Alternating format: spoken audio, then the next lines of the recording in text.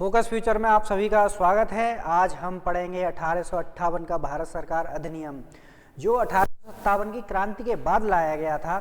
इसका मुख्य उद्देश्य भारतीय जनता को संतुष्ट करना था। 1857 की क्रांति भारत को स्वतंत्र करने के लिए प्रथम भारतीय स्वतंत्रता संग्राम किया गया था, लेकिन भारतीय जनता संतुष्ट करने के लिए इन्होंने 1858 का अधिनियम लाए थे, जिसमें भारतीय जनता के लिए केवल गुमराह करने का काम किया गया। इसमें भारत शासन अधिनियम को लाने का मतलब था भारतीय जनता को संतुष्ट करना, लेकिन संतुष्ट कर नहीं पाए थे और इसी तहत इन्होंने वायसराय एक नया पद सृजित किया था। जो पहले गवर्नर जनरल था, अब उनको वायसराय कहने लगे थे। जो ऐसे लॉर्ड कैनिंग गवर्नर जनरल उस समय हुआ करते थे 1858 में, तो इन्होंने वायसराय नाम परिवर्तित कर दिया और इन्होंने इसी क्रम में ईस्ट इंडिया कंपनी को समाप्त कर दिया। हालांकि शासन जारी रखा, लेकिन ईस्ट इंडिया कंपनी को समाप्त कर दिया इस अधिनियम के तहत। अब इस अधिनियम को समाप्त कर दिया तो 1858 की जो अधिनियम था, इसके तहत सीधे ब्रिटिश ताज से शासन चलाना स्टार्ट कर दिया।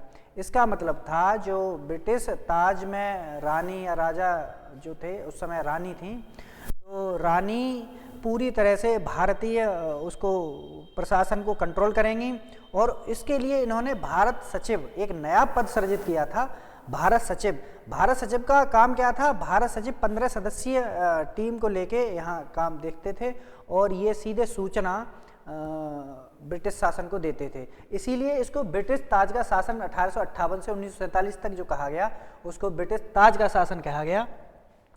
यही इसके महत्वपूर्ण पॉइंट हैं। इनमें ईस्ट इंडिया कंपनी को समाप्त कर दिया गया 1858 के अधिनियम के तहत और गवर्नर जनरल के पद का नाम वायसराय कर दिया गया। गवर्नर जनरल का जो पद था उसको अब वायसराय कहने लगे थे। यह प्रश्न आएगा कि किस अधिनियम के तहत गवर्नर जनरल के पद को वायसराय कहने लगे, या वायसराय किस अधिनियम के तहत सृजित किए गए? तो ये है 1858 का अधिनियम। ईस्ट इंडिया कंपनी को समाप्त कब किया गया? ईस्ट इंडिया कंपनी को कब समाप्त किया गया? तो इसका भी आंसर है भारत सरकार अधिनियम 1858 के तहत। एक नया पद जो भारत सचिव पद था, ये किस अधिनियम के तहत हुआ? तो ये भी है 1858 का अधिनियम, भारत सरकार अधिनियम 1858। इनके लिए 15 सदस्यीय सलाहकार परिषद हुआ करती थी। अब प्रश्न ऐसे आएगा कि भारत सचिव का पद था, इसके लिए कितने सदस्यों की टीम थी? तो 15 सदस्यों की टीम थी। इसके लिए सलाहकार समिति थी। इसका उद्देश्य, मतलब भारत सरकार अधिनियम का उद्देश्य जो था वो प्रशासनिक मशीनरी में सुधार करना था। यानी भारतीय जनता उग्र हो रही थी और ब्रिटिश शासन के विरुद्ध आंदोलन कर रही थी, तो इसको ये लगा कि मशीनरी खराब है ब्रिटिश शासन को, तो इन्होंने ब्रिटिश शासन की मशीनरी सुधारने के लिए ये अधिनियम लागू किया, लेकिन उसका खासा असर हुआ नहीं। नियंत्रण बोर्ड और निदेशक कोड को समाप्त कर द्वैध शासन प्रणाली समाप्त कर दी गई।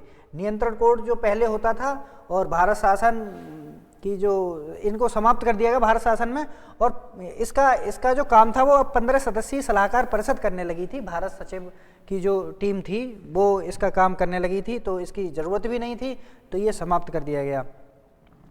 गवर्नरों और क्षेत्रों का जो राजस्व संबंधी सभी शक्तियां ब्रिटिश राजशाही को दे दी गईं। यानी जितनी शक्तियां यहाँ राज्यों के गवर्नरों को थीं, वो सारी शक्तियां अब ब्रिटिश ताज को दे दी गई थीं। यानी पूरी तरह सीधे ब्रिटिश ताज अब भारत सरकार को चलाने लगा था और पूरी तरह भारत सचिव जो था वो कंट्रोल कर रहा था। और वायसराय, गवर्नर जनरल का नाम वायसराय कर ही दिया गया था, तो सचिव और वायसराय पूरी भारत सरकार को कंट्रोल कर रहे थे सीधे रूप से, जो रानी के अंडर में थे दोनों। यह हमारा था 1858 का भारत शासन अधिनियम। इसके अलावा इसमें थोड़ी त्रुटियां रह गई थी, तो इसके लिए ब्रिटिश शासन ने भारत परिषद अधिनियम 1861 लाए और ये है हमारे लॉर्ड कैनिंग। 1856 से 1862 तक ये पहले वायसराय हैं और अंतिम गवर्नर जनरल हैं। 1856 से 1858 तक ये गवर्नर जनरल रहे थे, उसके बाद ये वायसराय रहे 1858 से 1862 तक। तो ये प्रश्न आता है कि पहले वायसराय कौन थे? तो ये लॉर्ड कैनिंग थे, और अंतिम गवर्नर जनरल कौन थे? तो ये लॉर्ड कैनिंग थे। इनकी समय भी यहाँ पर लिखा हुआ है, तो आप देख सकते हैं। 1861 का अधिनियम लाया गया था। ये 1858 में कुछ कमियां रह गई थी, इसलिए ये 1861 का लाया गया। इसमें जैसे नॉर्मली अगर जनता को हम संतुष्ट नहीं कर पाते हैं, तो ब्रिटिश ताज ने ये सोचा था कि भारतीय जनता संतुष्ट नहीं हो रही है, तो इनको संतुष्ट करने के लिए कुछ इनको भागीदारी शासन में दे दी जाए, तो इससे ये संतुष्ट हो जाएंगे। इसी के तहत इन्होंने भारत शासन अधिनियम 1858 में जो त्रुटि रह गई थी वो 1861 में पूर्ति की, और 1861 में 3 लोगों को, भारतीय 3 लोगों को इन्होंने अपनी विधान परिषद में जगह दी, जो गैर सरकारी सदस्य के रूप में। ऐसे 3 सदस्य पटियाला के महाराजा थे, और बनारस के राजा, पटियाला के महाराजा और सर दिनकर राव, ये 3 व्यक्ति थे जो पहली बार गैर सरकारी सदस्य के रूप में विधान परिषद में मनोनीत किया गया था। और यह तीनों लोग इम्पोर्टेंट हैं। प्रतिनिधि ये बनारस के राजा, पटियाला के महाराजा और सर दिनकर राव। इनके अलावा एक वायसराय को इन्होंने शक्ति दी थी इसी अधिनियम के तहत। आपातकाल में 6 महीने तक अध्यादेश जारी करने की शक्ति इनको दी गई। जो अध्यादेश जारी होता था वो 6 महीने के लिए होता था, और इसके इतर एक मद्रास और बम्बई प्रेसिडेंट को विधायी अधिकार पुनः देकर विकेंद्रीकरण की शुरुआत इन्होंने कर दी। ये है हमारे तीनों, जो सर दिनकर राव और राजा मोहिंदर सिंह और महाराजा ईश्वरी प्रसाद नारायण सिंह, जो पहली विधान परिषद के सदस्य थे तीनों। ये था हमारा 1861 का अधिनियम।